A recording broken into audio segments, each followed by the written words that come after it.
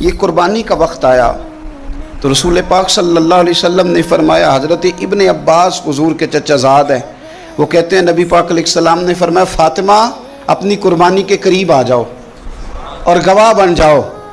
فرمایا اس کے خون کا قطرہ زمین پہ بعد میں گرتا ہے، اللہ قربانی کرنے والے کے سارے گناہ پہلے معاف فرما دیتا ہے۔ حضرت فاطمہ کی شان اقدس پر بھی ہماری مائیں قربان، ہماری بیٹیاں قربان، کیا انداز ہے سیدہ کا، فوراً پوچھتی ہیں، فوراً امت کا بھلا کرتی ہیں، کہتی ہیں یا رسول اللہ صلی اللہ علیہ وسلم یہ صرف اہل بیت کے لیے ہے یا سارے مسلمانوں کے لیے؟ کیا کمال ہے، کتنا پیار ہے حضور کی امت سے۔ حضور یہ صرف اہل بیت نبوت کے لیے ہے؟